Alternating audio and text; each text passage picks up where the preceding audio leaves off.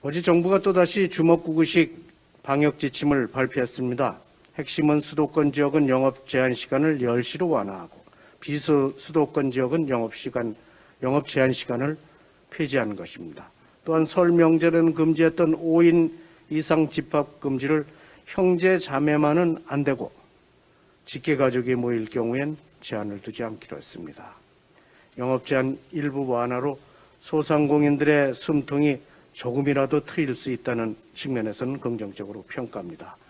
그러나 방역당국은 이번에도 무엇을 근거로 또 어떠한 과학적 데이터를 기반으로 이런 결정을 했는지 밝히지 않았고 알 수도 없습니다. 한마디로 정부 마음대로 주먹구구식 대책인 것입니다. 매주 원칙 없는 방역 지침을 새롭게 공부해야 하는 국민의 피로감만 늘어났을 뿐입니다.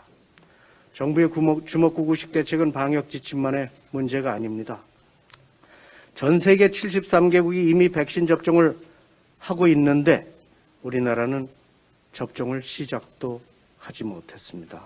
거의 매일매일 도입 시기에 대한 말이 달라지는 정부의 백신 정책 탓에 우리만 마스크를 벗지 못하는 것 아니냐 하는 자조 섞인 말까지 나오고 있습니다. 대통령과 국무총리는 백신 접종에 대해서 더 큰 혼란을 부추겼습니다.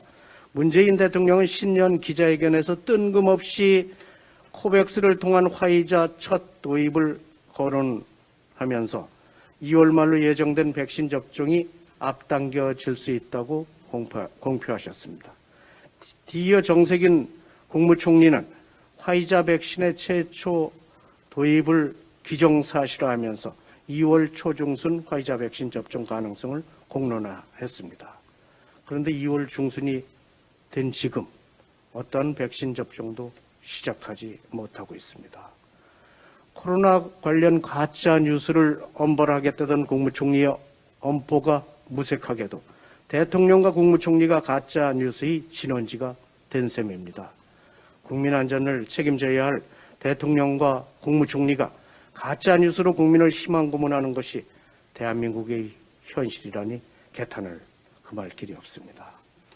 온갖 말잔치가 있었지만 결론은 국내 첫 접종 백신은 아스트라제네카 백신으로 확정됐고 접종 개시 날짜도 2월 26일로 지연됐습니다. 여기서 한 가지 더 지적할 부분은 백신의 안전성 문제를 정부가 의사 개인의 영역으로 떠넘겼다는 것입니다. 세계적으로 해당 백신의 안정성을 고려하여 아스트라제네카는 만 65세 이상에 대해서는 접종을 보류하고 있는데 대한민국만 의사가 신중하게 결정하라는 방침을 정했습니다. 백신 확보부터 백신 접종까지 모든 면에서 이 정권이 과연 책임감 있게 제대로 대처하고 있느냐 하는 점에서 국민들은 신뢰하지 못하고 있습니다.